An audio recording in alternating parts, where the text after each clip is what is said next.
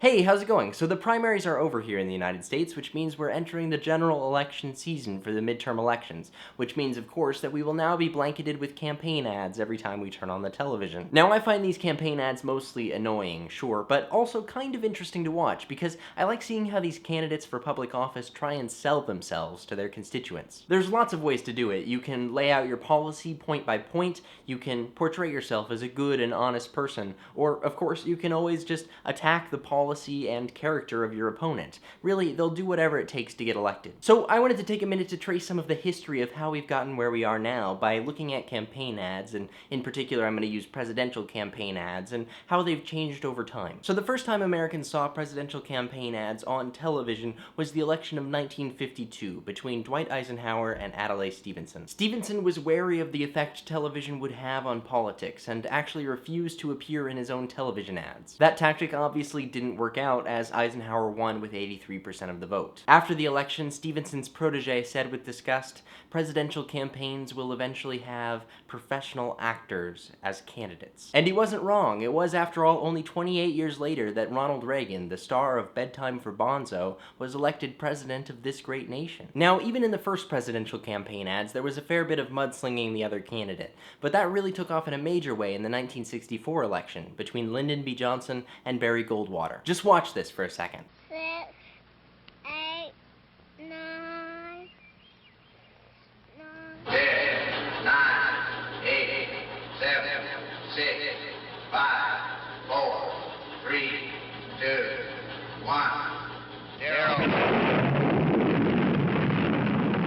These are the stakes. You think political discourse is nasty now? There was literally an ad that said, "If you vote Goldwater, cute little girls will get blown up by nukes." LBJ did not mess around. And it worked. Johnson won with over 60% of the popular vote. Starting in the 1976 election, following Nixon's resignation and Watergate, there was widespread public distrust of the executive branch. So in the campaign ads, we begin to see a lot more airtime spent on selling the character and personality of the candidates. Jimmy Carter put out a long 4.5-minute ad that really barely touches on his policies and spends a lot more time selling you on Jimmy Carter, the folksy Georgia peanut farmer, than Jimmy Carter, the statesman. There's a long section of interview in that ad where Carter's mother is trying to remember whether or not she spanked him as a child. It's personal and weird, but ultimately successful, because while you can debate Carter's policies all day if you like, it's hard to deny that he's likable as a person. Jumping now to 1988, we have this ad called Tank Ride from the George Bush Sr. campaign, which shows a smiling Michael Dukakis waving from a tank,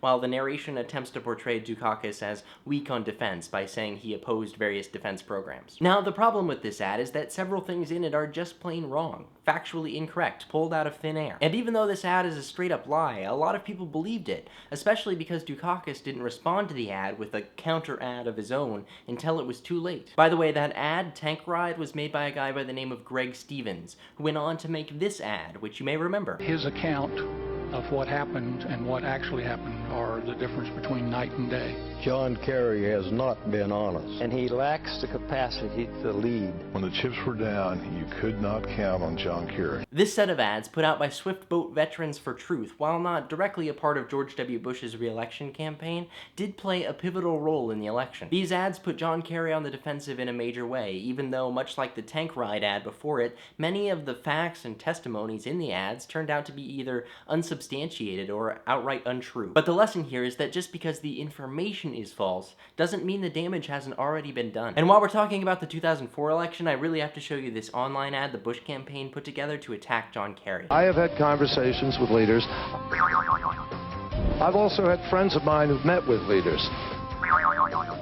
It's really weird and looks more like something you'd associate with MTV than good, competent governance. 2004 is when presidential campaigns really started moving online to try and capture youth voters. That's why before even this video, you very well may have seen a political ad. For me, it's always John Cornyn touting his record as a pro-gun conservative, which is a fine argument to make, but it does seem a bit out of place before a Minecraft Let's Play, doesn't it? If you'd like to watch more of these presidential campaign ads, there's a link in the description to the Museum of the Moving Image, where you can watch all of them. Enjoy election season. And don't trust everything you see on TV. I've got a funny feeling some of these fine folks running for office might not always be telling the full truth.